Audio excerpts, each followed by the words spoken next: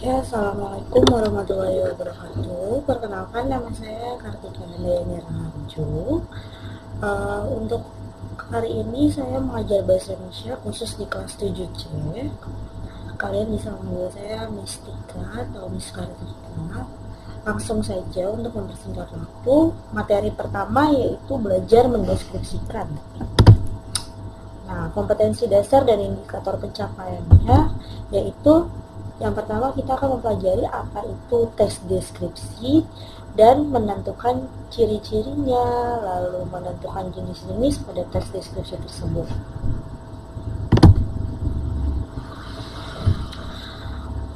Di sini saat materi tes deskripsi kita akan mempelajari 5 bagian dari tes deskripsi, yaitu definisi, ciri, dan jenisnya, lalu dilanjutkan dengan informasi penting apa yang terdapat pada tes deskripsi, dilanjut dengan struktur dan kebahasaan teks tersebut, lalu penyampaian isi tes deskripsi yang telah dibaca dan didengar, dan cara penyusunan teksnya bagaimana.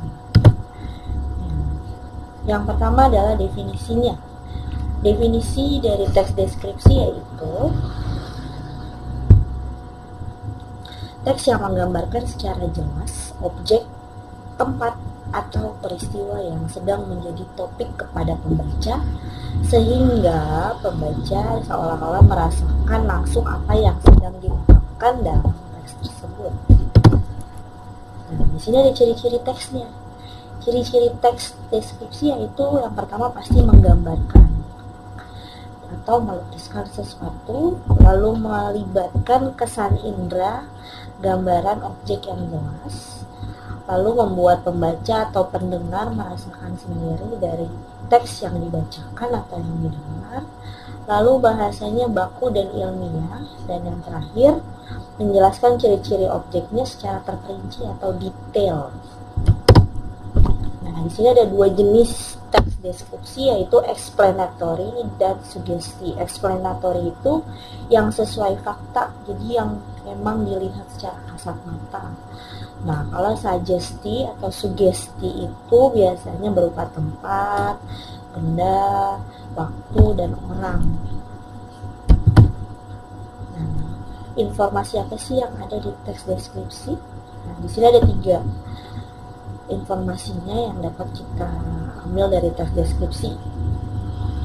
Kalau misalnya kita membaca teks deskripsi, kita bakal mendapatkan info-info jika membaca keseluruhan teks deskripsinya, karena di teks deskripsi tersebut termasuk teks yang mendetailkan suatu objek. Nah, yang kedua yaitu memahami isi teks deskripsi.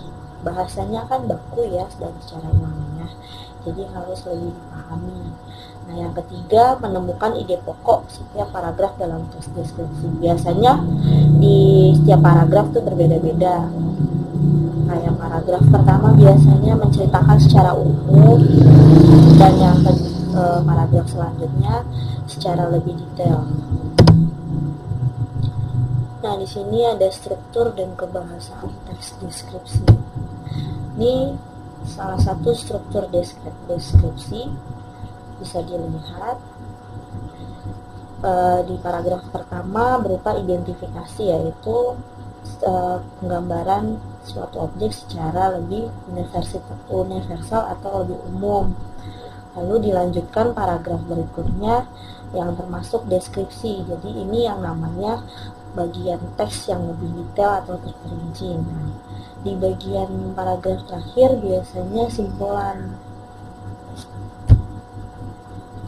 Next, ini ciri kebahasaannya, biasanya penjelasannya terperinci dan lebih konkret, terus kalimat menggunakan cerapan panca indera, jadi yang bisa kita bayangkan, jadi sesuai apa yang biasa kita lihat.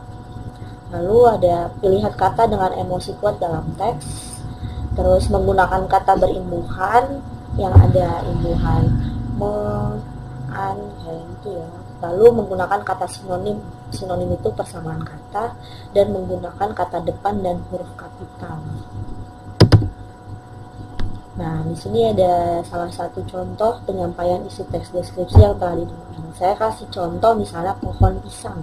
Bagaimana sih cara mendeskripsikan pohon pisang? Bisa secara lisan, bisa secara tulisan. Nah, kalau secara lisan ada 6 hal yang harus diperhatikan. Yang pertama, pahami objek yang akan dideskripsikan. Yang kedua, hindari penggunaan kata atau kalimat yang kasar saat menyampaikan suatu objek. Lalu yang ketiga, hindari kata atau kalimat yang bersifat subjektif atau menyerang pribadi atau fisik orang dan menjatuhkan objek yang sedang dideskripsikan. Lalu yang keempat, hindari kata-kata yang mengandung sara untuk mendeskripsikan objek yang berbau-bau religius itu, jadi tidak ada di dalam teks deskripsi. Nah, yang kelima, gunakan kalimat yang mudah dipahami, jadi kalimat-kalimat yang biasa didengar. Dan yang terakhir, sampaikan deskripsi objek secara runtut, jadi jangan misalnya ngacak. Pertama kamu menjelaskan lokasinya, tiba-tiba kamu menjelaskan yang tidak ada kesinambungannya dengan lokasi. Nah, kalau cara penyampaian secara tulisnya, pahami objek yang akan dideskripsikan, lalu dicatat dan dikumpulkan info-infonya dulu. Misalnya kamu googling misalnya tentang pohon pisang, kamu cari dulu pohon pisang itu apa aja sih, bahasanya dari mana sih. Lalu info yang dikumpulkan harus mengandung karakteristik dari objek tersebut. Lalu tulis kembali objek berdasarkan info yang kamu dapat. Lalu gunakan kalimat yang mudah dipahami dan perhatikan penggunaan EBI dan kosakata yang baku. Cara penyusunannya ada dua, yaitu penyusunan dan penyuntingan.